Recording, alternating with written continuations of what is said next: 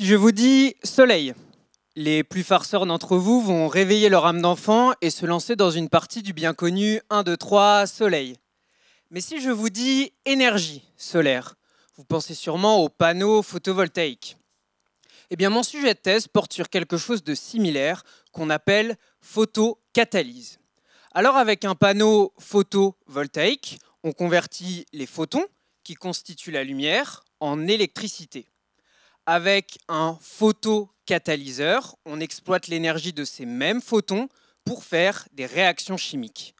Mon travail, étudier ces photocatalyseurs pour produire à partir de lumière, d'eau et de matière organique du dihydrogène ou hydrogène par abus de langage. L'hydrogène, c'est l'avenir. Pourquoi j'en suis convaincu? Parce que nous sommes à l'ère de la conscience écologique et qu'une pile ou une voiture qu'on alimenterait avec de l'hydrogène ne rejettera que de la vapeur d'eau. Prometteur, n'est-ce pas? Alors, messieurs, ou plutôt mesdames, puis messieurs, vous vous demandez sûrement pourquoi est-ce que vos téléphones portables ne fonctionnent pas déjà avec de l'hydrogène. Eh bien, à l'heure où je vous parle, il n'existe pas de procédé viable permettant de produire une grande quantité d'hydrogène à faible coût et de manière respectueuse de l'environnement. Alors vous êtes subtilement en train de me voir venir, une source d'énergie qui est abondante, gratuite et propre, c'est le soleil. Bingo! Reste donc à trouver le photocatalyseur. Et c'est là que moi, j'interviens. Un photocatalyseur, c'est comme un ensemble de briques de construction.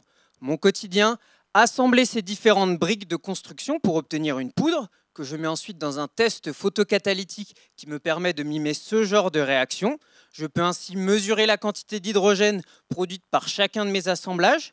En parallèle, j'utilise une série d'analyses un poil plus complexes que la simple loupe que vous voyez là-bas pour comprendre pourquoi certains assemblages produisent plus d'hydrogène que d'autres. Alors je regarde la forme ou la nature chimique de mes briques de construction, j'essaye de comprendre comment est-ce qu'elles interagissent entre elles. Tout cela à l'échelle du très petit, du nanomètre. Vous vous souvenez, les nanoparticules?